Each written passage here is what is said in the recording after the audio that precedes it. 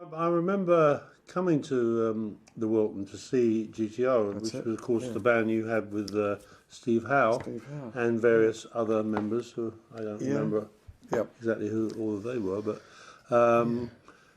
and yeah, I saw that show and enjoyed it, and I remember that was a peculiar night for me because I actually had a girlfriend at that time, and my ex-wife came in from London with the kids, and so I had an evening Right.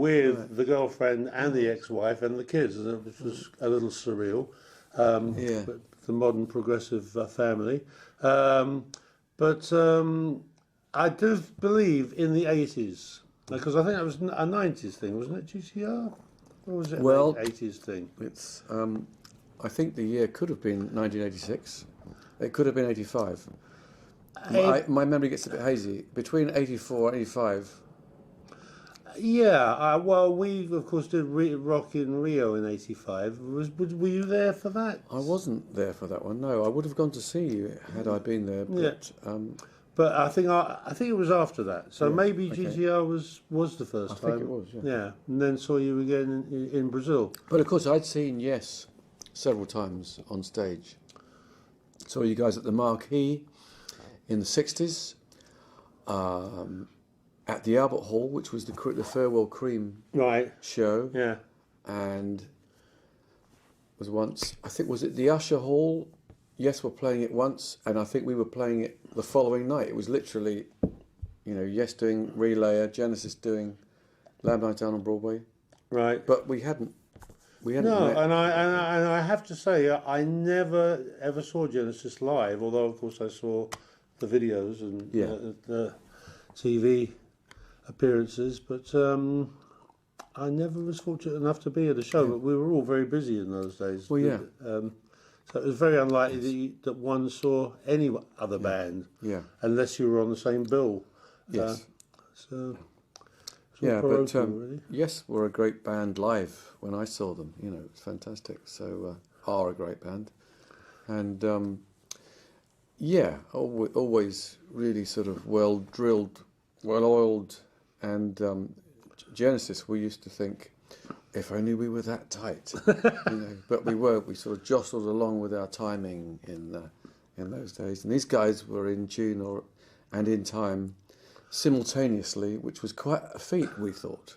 Well, yeah, it took a bit of practice. How did you manage? Yeah, it was practice. Right. Okay. And some days were tighter than others, I'm sure. Oh well, yes. And of course, we had that period in the early '70s where Bill Bruford was Yes's original drummer, and that was sort of one sort of style of Yes, which sort of changed quite a bit when Alan White came in as a drummer because he was a 180 degrees different from Bill, and that was there was a bit of a bumpy period in the changeover there, where we wouldn't have been so tight. Right.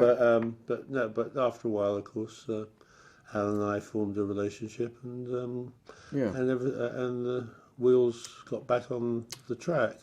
Both great drummers, I thought. Both great drummers. Yeah. Because we got to work with Bill when Phil took over on vocals with Genesis. Bill joining us for a while after he'd left or broken up Crimson, Right. one of their many incarnations or discarnations. Well, I actually remember because that Phil was a huge fan of Bill's when he was young. Yeah. I think he was religiously at the Marquee Club every week that Yes played there in our early days to sort of see Bill, and was quite often in the Yes dressing room, rapping away drummer rap. And the Buddy Rich songbook, they were both going through that, weren't they? Probably. How far are you down the line? I'm on page 83B. So we knew Phil from a pretty young age, actually. I'm sure he was still in his teens at that time. Might be wrong, but he seemed very young. No, I'm sure he was. Yeah. Yeah.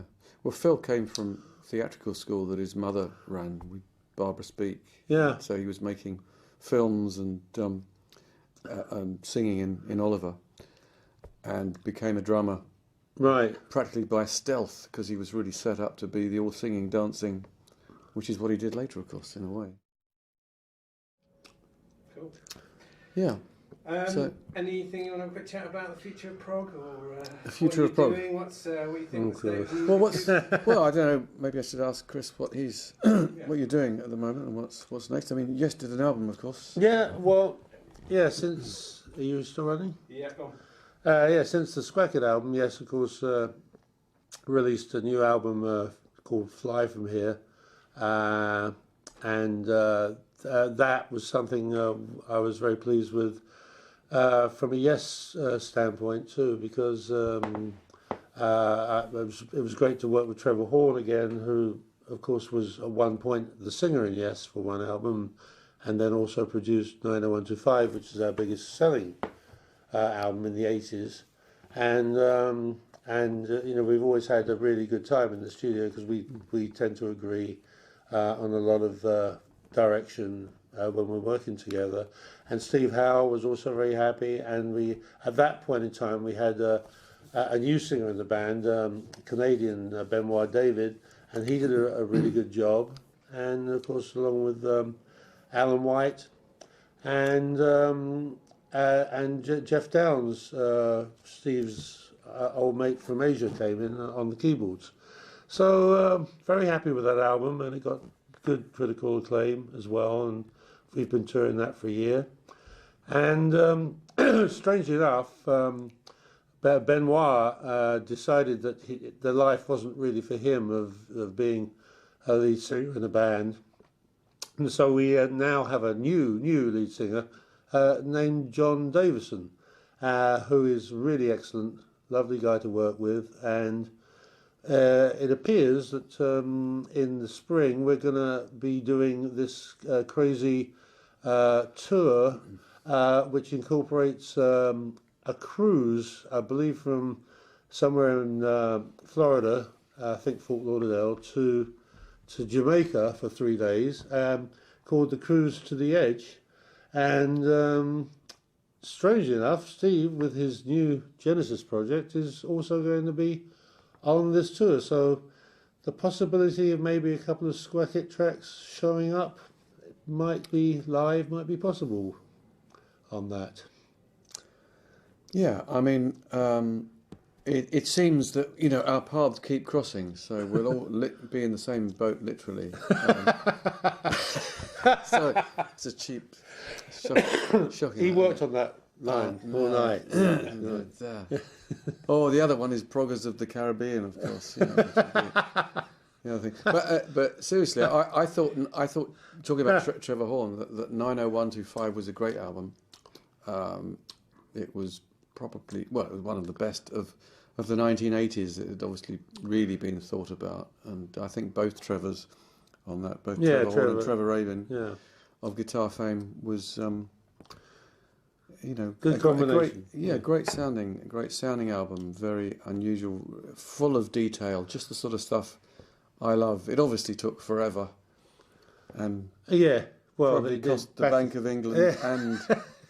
Something like that, yeah. But, you know, sometimes it's worth it, and in that case it was. You know?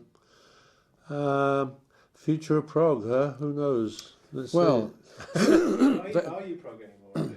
Well, I think we are. I think that's generally... I remember we were art rock when we started off, according to the NME and the Melody Maker in the 70s, but then somebody came up with this prog rock term, and that sort of stuck.